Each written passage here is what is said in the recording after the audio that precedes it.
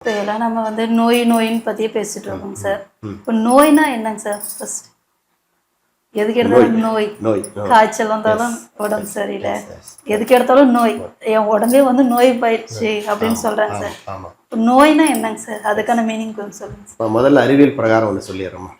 அறிவியல் பிரகாரம் சொன்னோன்னா, அதை சித்த மருத்துவ அறிவியல் பிரகாரம் சொன்னோன்னா வாத பித்த கபம்னு சொல்லியிருக்கோம். நம்ம ஏற்கனவே பல நிகழ்ச்சிகள் வாத பித்த நோயில் வந்து அதிகமாகும் பொழுதோ குறைவாகும் பொழுதோ இந்த வாத பித்த இதில் மாற்றங்கள் ஏற்படுது.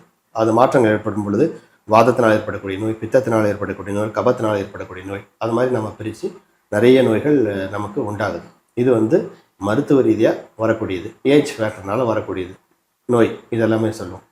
இது இல்லாமல் நம்ம பர்சனலாக சொல்லணும் அப்படின்னா அது ஒரு பாடலாகவே சொல்லிடுறேன். எப்பயுமே நிகழ்ச்சி முடியும் போது ஒரு பாடல் நான் பாடுவேன். அதனால் இன்றைக்கி ஒரு நிகழ்ச்சியாகவே சொல்லிடுறேன். கண்ணதாசன் பாடல் தான், பல பேருக்கு தெரிஞ்சிருக்காது, பழைய பாடல் தான், பல பேர் தெரிஞ்சிருக்காது, இருந்தாலும் அது நான் சொல்லிடுறேன். ஊசி முனை காதுக்குள்ளே ஒட்டகங்கள் போனாலும் காசாசை போகாதடி, என் முத்தம்மா கட்டையிலும் வேகாதடி, என் முத்தம்மா கட்டையிலும் வேகாதடி. அதாவது என்ன சொல்ற, இது பல பேருக்கு இந்த பாடலாம் கேட்டிருக்கோம், பழைய பாடலாம் இதெல்லாம் கேட்டிருக்கோம். இந்த பாடலாம் ஏன் வந்து சொல்றேன் அப்படின்னா, இதுல நிறைய கருத்துகள் இருக்குது. ஒரு இப்ப நான் சொன்னது ஊசி முனைகளை ஒட்டகம் வந்து போனாலும் காசாசை போகாது.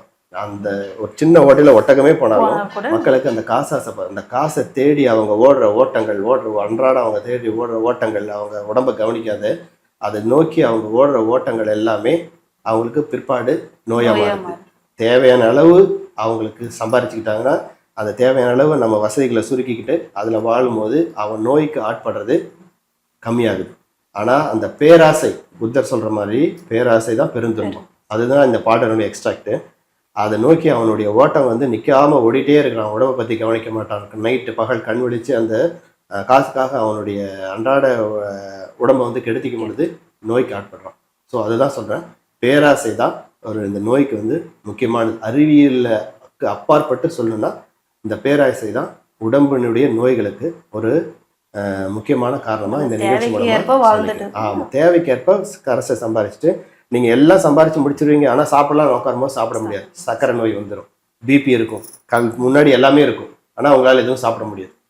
ஸோ அதுதான் சொல்கிறேன், அந்த ஓட்டங்களை நீங்கள் நிறுத்திக்கிட்டு எவ்வளவு தேவையோ அவ்வளோ மட்டும் ஓடிட்டு மூச்சு வாங்குங்க, ரெஸ்ட் எடுங்க, திரும்பவும் ஓடுங்க. அதுதான் நான் சொல்கிறேன்.